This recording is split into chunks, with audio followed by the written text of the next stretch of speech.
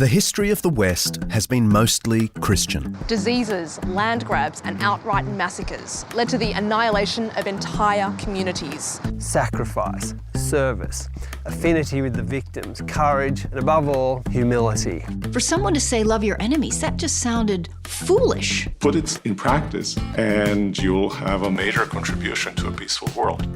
From the Centre for Public Christianity, you're listening to Life and Faith. I'm Justine Toe. When it comes to the sins of the Christian church, the Crusades are one of the first things that come to mind.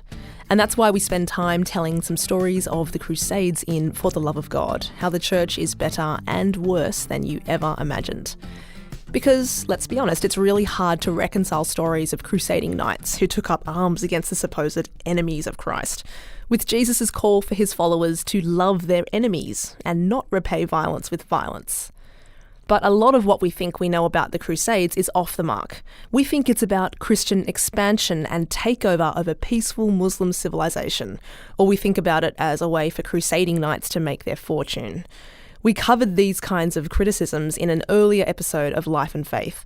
Historian Christopher Tyman says the Crusades seem to us glamorous, dramatic, and alien. Here he is on a couple of the main myths and misconceptions about this series of religious wars between the 11th and 15th centuries. In the West, in the UK or Australia or the US, they are seen as an example of medieval brutality in the name of religion. In other parts of the world, they have been rebranded as an example of early Western imperialism and colonialism.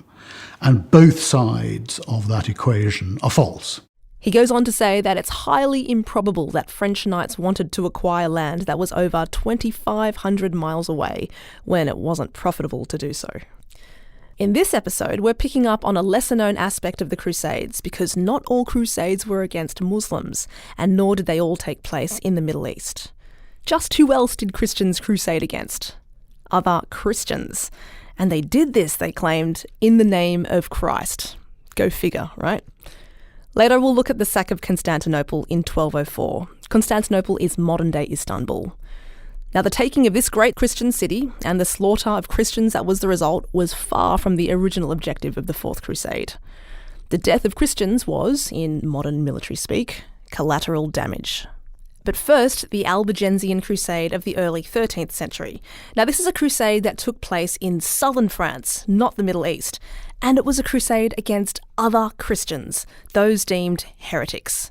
Now, the Albigensian movement called for reform of corrupt clergy and a return to ideals of poverty and perfection. Sounds good so far, right? But they also had some very strange ideas that rejected key church doctrines. As a result, church authorities deemed their beliefs unorthodox and went even further than that. They were dangerous. So they applied pressure to the Albigensians so that they would return to the fold. And after numerous attempts failed, the Pope decided on a military solution instead. Kill everyone. And so began a 20-year crusade to essentially wipe out a rival spiritual movement. Béziers in southern France was the setting for the first major military action of this crusade. The Pope's army demanded the town surrender its heretics, but the townspeople refused, and so the Crusaders stormed the city. But then they faced this problem: how to distinguish between the faithful and the heretics. Now, the Pope's man on the ground is supposed to have replied, "Kill them all. God will know his own." So they butchered young and old, some 20,000 men, women and children. Seeking sanctuary in a church was no good either. The knights simply forced their way in and slaughtered everyone. This was a particularly notorious episode during the Crusades. Here's Professor Christine Ames, an historian of medieval Europe from the University of South Carolina. We interviewed her for our documentary. The Albigensian Crusade is, in many ways, an anomaly in medieval Europe. It is shocking to people at the time. The war is exceptionally brutal, exceptionally bloody. And I don't mean that as a modern person talking about the Middle Ages. I mean, again, people in the moment point out how brutal and bloody the Albigensian Crusade is. Exceptionally brutal, exceptionally bloody. And all for what? Because it failed to root out this so-called heresy. The enemy within, the heretic who put their own soul in peril, was potentially considered even more dangerous than the enemy without, the Muslim assaulting the Holy Lands, because it was the enemy within that could corrupt the church. This sounds like madness to me, that people would kill others because of their wrong beliefs. But, and we found this throughout the making of the documentary, it is so easy for us to impose our own 21st century values and attitudes on peoples of the past. As an example of that, we are very individualistic, and so we can tolerate difference, sometimes anyway. But for the medieval mind, the health of the community was all important, and beliefs that were heretical, even if they were held only by the few, they could endanger the many. I've got to remember that they inhabited a very different world from ours and entertain the possibility that had I been alive at the time, I might have just as easily gone along with the kinds of things that I, today, consider crazy. But even with that in mind, punishing wrong belief in such an excessive and violent way is shocking, especially as it made no attempt to distinguish between the innocent and the guilty. And then there's the utter lack of mercy. And when you set the actions of Christians against those of Jesus, who never forced anyone to do anything, it's particularly heinous.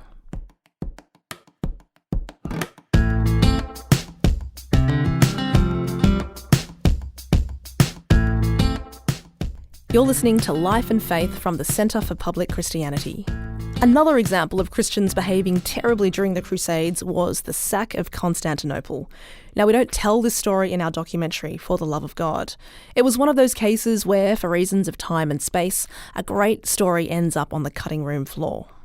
The Fourth Crusade is usually the crusade that people will refer to say just how bad these crusades could become. In truth, it's more a classic example of how wrong things can go, even when people are all trying to work together for a common goal. That was Professor Thomas Madden from St. Louis University, a Crusades historian and author of The Concise History of the Crusades. We're not going to get into all the details of the Fourth Crusades. It's brutal and a disaster from the start. But here's some of what we know. Now, the mission was to take back Jerusalem from Muslim control, and they planned to launch the campaign from Egypt in 1202.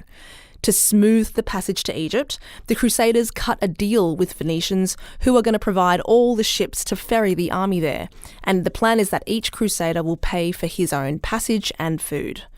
But then only about a third of the expected 33,000 Crusaders show up. So suddenly there is no money to pay for this huge undertaking, and they've spent a very long time waiting to even get to go on crusade. So then one guy called Alexius shows up and says he has a claim to the throne of Constantinople. He starts making all sorts of promises. He will foot this increasingly large bill if the Crusaders will install him as emperor by getting rid of his uncle who is presently king. The Crusaders take the deal. What other option do they have? And through their efforts, Alexius ascends the throne. Now, surprise, surprise, he doesn't fulfill his end of the deal. He pays them some money, but not all of it. And when Alexius is assassinated not long after, the Crusaders have even less hope of actually getting paid. So, the Crusaders decide to attack Constantinople to extract payment. Constantinople, the greatest of the Christian cities, was filled with thousands of relics, and people would come from all over to see them. Now, Constantinople is a Christian city, and we should clarify, Christendom at this time is split between the Greek East, centred on Constantinople, and the Latin West, centred on Rome.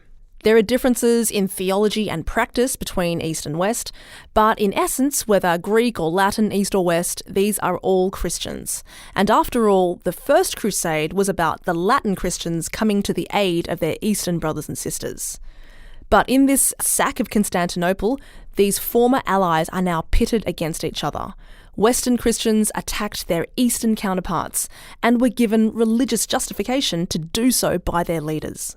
The average crusader was told by their bishops who were on the crusade that this was a righteous act because the Byzantines, the Greeks, had murdered their lord and they had refused to meet the commitments that they had made to the crusaders. And as a result, they had completely diverted this crusade and caused it to come to no good.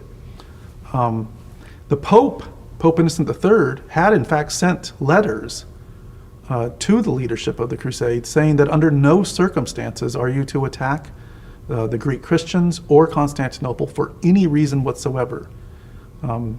They knew that, but they were also in a difficult situation.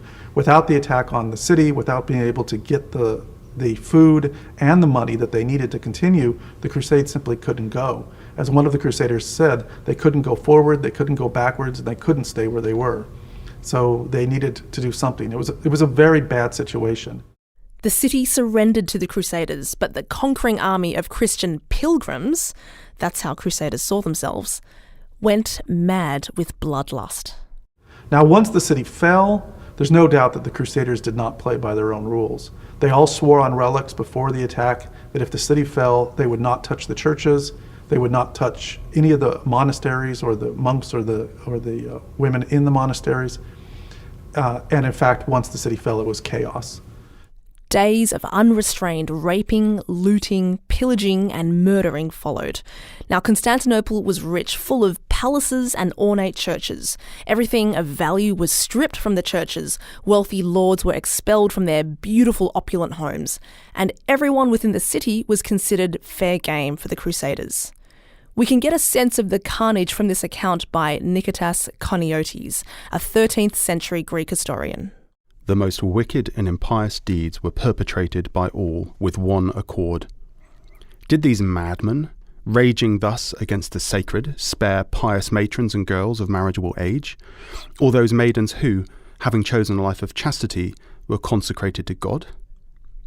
There were lamentations and cries of woe and weeping in the narrow ways, wailing at the crossroads, moaning in the temples, outcries of men, screams of women, the taking of captives and the dragging about, tearing in pieces and raping of bodies, heretofore sound and whole. Such, then, were the outrageous crimes committed by the Western armies against the inheritance of Christ. Koniotis even goes on to say that it would have been better for Constantinople to have been taken by Muslims. Referring to the conquest of Jerusalem by Saladin in 1187, he writes, "They allowed everyone to depart in exchange for the payment of a few gold coins. They took only the ransom money and left to the people all their possessions. Thus the enemies of Christ dealt magnanimously with the Latin infidels, inflicting upon them neither sword, nor fire, nor hunger, nor persecution, nor nakedness, nor bruises, nor constraints. How differently the Latins treated us, who love Christ and are their fellow believers." In telling these stories, I don't want to diminish the fact that crusades were often waged against the Muslim world, with Muslims suffering terribly as a result. I just think it's important that we also tell stories of Christians treating other Christians appallingly, because that's the history we have. It's important to call out the instances when Christians have acted violently and coercively, which completely goes against everything that Jesus, their guy, stood for. 3 days was the accepted period of a sack in the Middle Ages. They sacked it for a little bit more than that. But it greatly damaged the city of Constantinople. And that ultimately was the end of the Crusade. I mean, it had never raised a sword against a Muslim, but it had actually conquered and destroyed the greatest Christian city in the world. When it comes to the sacking of Constantinople, even if you take into account the mad fog of war, it's hard to think that they could see themselves as warriors for Christ and yet slaughter their Christian brothers and sisters. This was acknowledged by Pope John Paul II in 2001. He wrote to the Archbishop of Athens, Christodoulos, to apologise for the sacking of Constantinople almost 800 years before. For the occasions past and present, when sons and daughters of the Catholic Church have sinned against their Orthodox brothers and sisters, may the Lord grant us the forgiveness we beg of him. Some events of the distant past have left deep wounds in the minds and hearts of people to this day. I am thinking of the disastrous sack of the imperial city of Constantinople, which was for so long the bastion of Christianity in the East. It is tragic that the assailants, who had set out to secure free access for Christians to the Holy Land, turned against their own brothers in the faith. The fact that they were Latin Christians fills Catholics with deep regret. How can we fail to see here the mystery of evil at work in the human heart? To God alone belongs judgment, and therefore we entrust the heavy burden of the past to his endless mercy.